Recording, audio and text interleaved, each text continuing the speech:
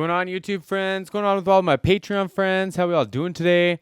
Spent the morning working on some recordings and playing with some plugins and some like compressors and all kinds of stuff, and I've been feeling good. I'm really looking forward to doing some reactions.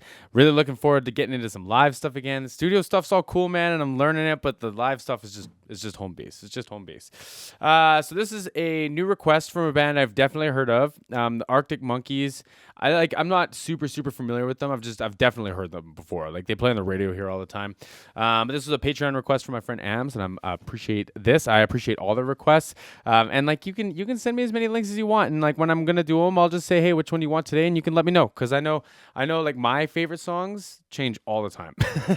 Every single day I got a new favorite song. So, but I appreciate all the support. I appreciate all the love, especially while you're ill and everything, man. Like it's unbelievable to think that there's people that are willing to support you all over the world through thick and thin. So it's just, if I could hug you through the camera, all of y'all, come on, man. Y'all know I would. This is the Arctic Monkeys, When the Sun Goes Down, and Brainstorm live at Glastonbury, I believe.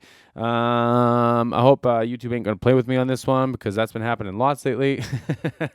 Don't forget to like and subscribe. Give me that thumbs up if you like this. If this is your first time stopping by, I've got a background in live production and stage management. So I think this is going to be a blast. You can check me out on Patreon too if you want to send me your links. The link's in the description box. Let's do this.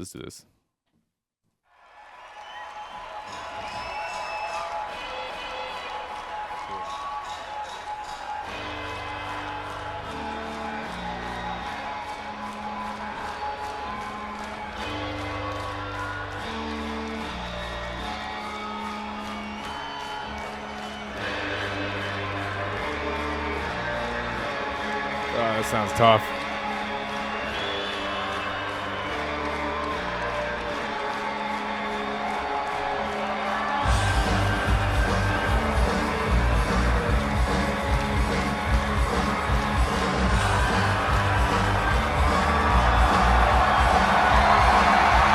This is the intro of the night. Cool.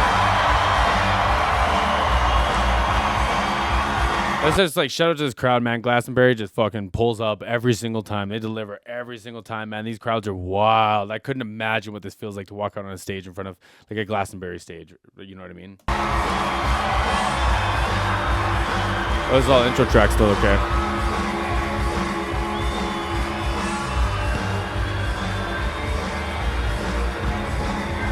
Quick tune-up, quick level check.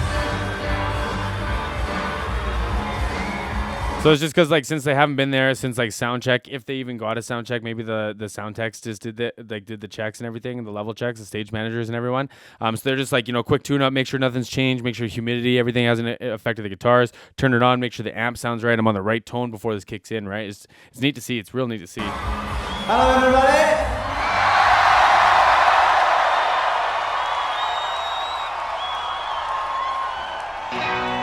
So who's that girl?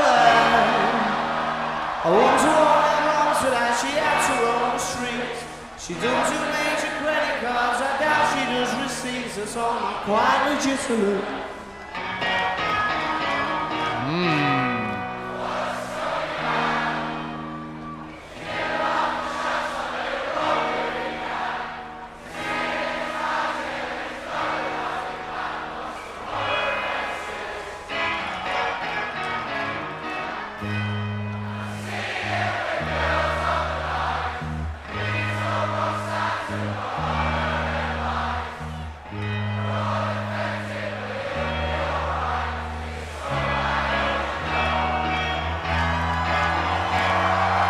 Like, how cool would that be to write, a song, something you put out, something you created, and have this many people sing it back to you? Come on, man.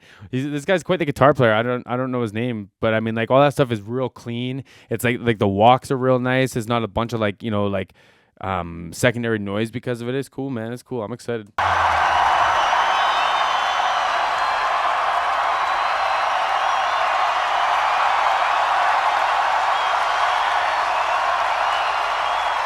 Not too much, Alex. Keep it over yourself. He's a scumbag dog, you know.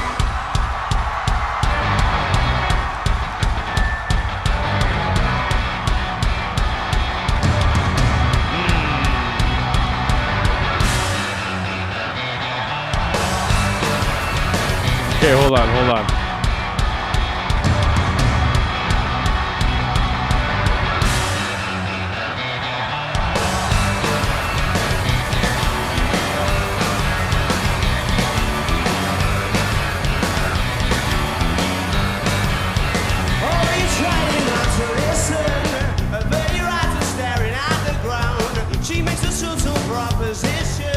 I'm sorry, love, I'll have to turn you down. Oh, we must be up to something. What a chance to show it's more than likely. I've got a feeling in my stomach. You start to wonder what your story might be, Yeah, 'cause they say Man, he sounds great. Like his voice is very, very like charismatic. It's got like a lot of emotion, and it almost like if you try to find like a ratio of like singing versus talking in a performance, like I would say like when you're singing, like, you know, if you just take pitches versus like words, like it's like what, like 70-30 pitch versus like words, right? It's like I would say that he's almost like focusing heavier, putting a higher priority on like the words and the delivery rather than like notes and all this, right? And it's like it adds to the energy, it adds to like the party, the jumping, like everything. And these Stratocasters are so smacky. Like it's neat to hear him just like chugging away with like not a super dirty like guitar chain, like it's not like a really distorted guitar amp, but he's just laying into it so hard that it's breaking up on its own. Man, this is cool. This is like a really cool way of approaching this live. Like the drum kit sounds fantastic. I'll save that for the next one, but like this is really neat.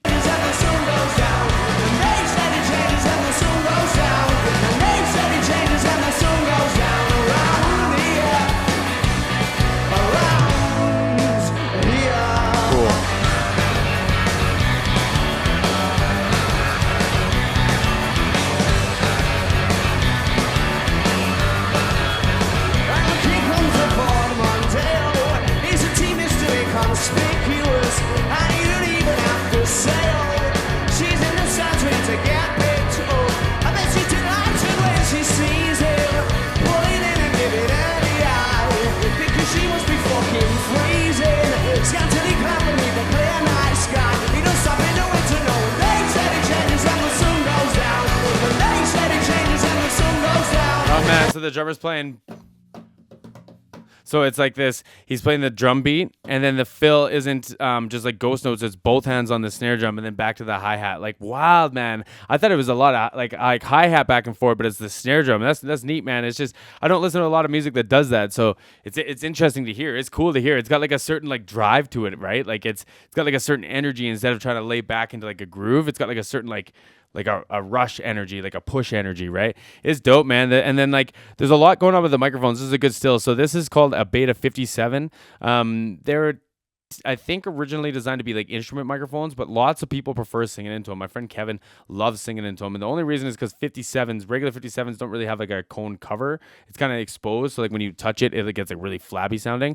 And this, for whatever reason, seems like it looks a lot better. It's kind of like this microphone. This is a Beta 87. It kind of just looked better than the Shure SM57, if anyone cares to look it up.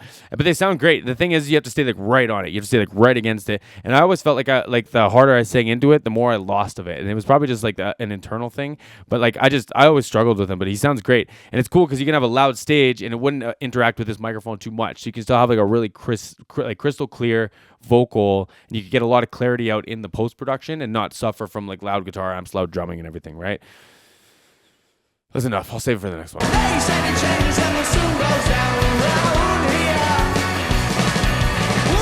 See, there's another Beta 57 on the snare drum too.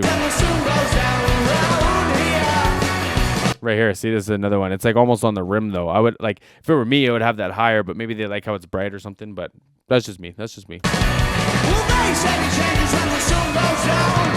Over the river going out to town. They said it changes when the sun goes down. Around here.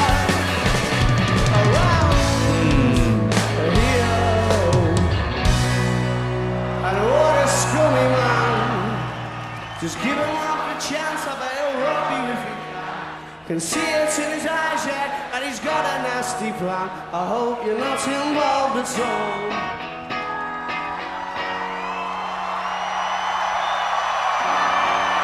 I like how like this is giving me like drinking in like a British pub vibes. Like, you know, it's like the last song of the night and everyone's like drunk. Like just the last bit of this and the intro of this, and everyone, the whole bar is singing, everyone. But in the middle of that was just like such a party. Like what a contrast. It's neat to see that. Like that's where my brain went. But like I don't know. It was just like, it was neat to see the contrast and how those two kind of sections happened, right?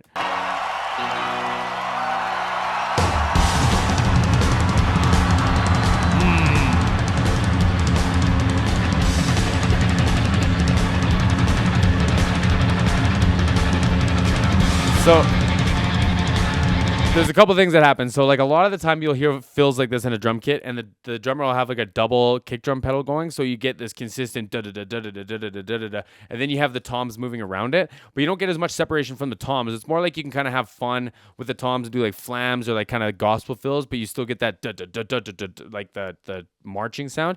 But he's playing a single kick drum here. He's playing it fast, don't get me wrong. He's playing a single kick drum, and it kind of makes you like it kind of makes you want to follow the drum kit, and it separates it further from the left and right. So if you just have like kick drums just going and pan toms, then you kind of get the vibe, but like not really.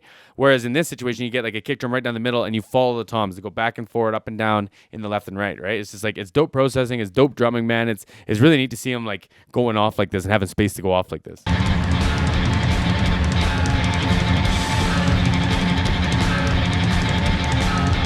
See, he's tapping his other foot, but it's a hi-hat.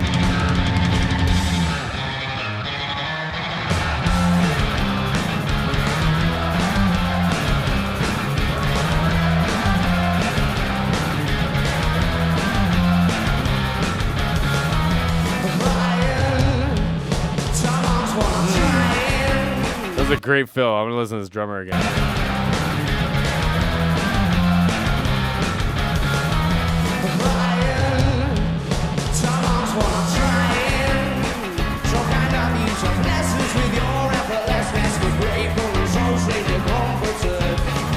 That's tough. That's tough because he's singing. It's not like a super like straight through pattern, and he's playing bum bum bum bum bum bum like whatever the patterns are, but it's like this swung kind of guitar thing, right? They'd be contrasting each other. It's not like they'd line up perfectly with the vocals so you can do the shots together, right? Come on, man. Buddy's putting in work.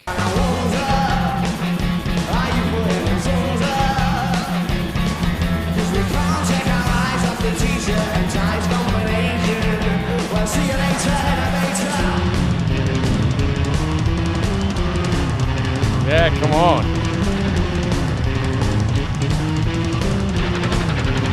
Someone to kiss, someone to kill you.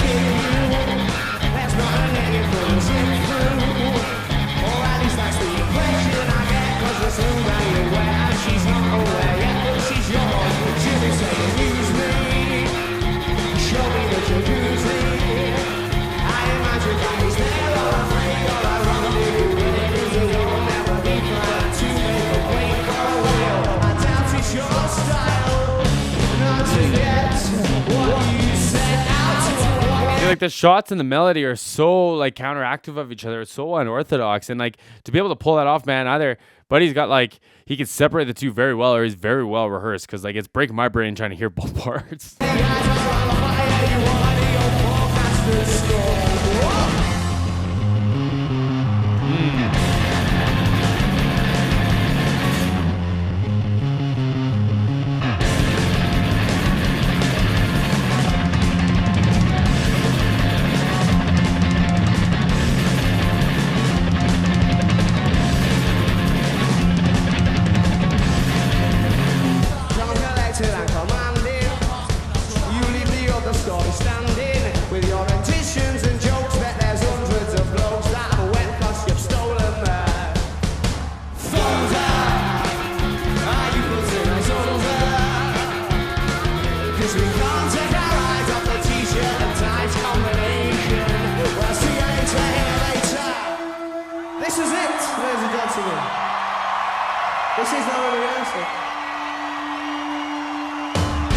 I was gonna say that was an abrupt ending, man. You gotta give me more. Come on. Come on,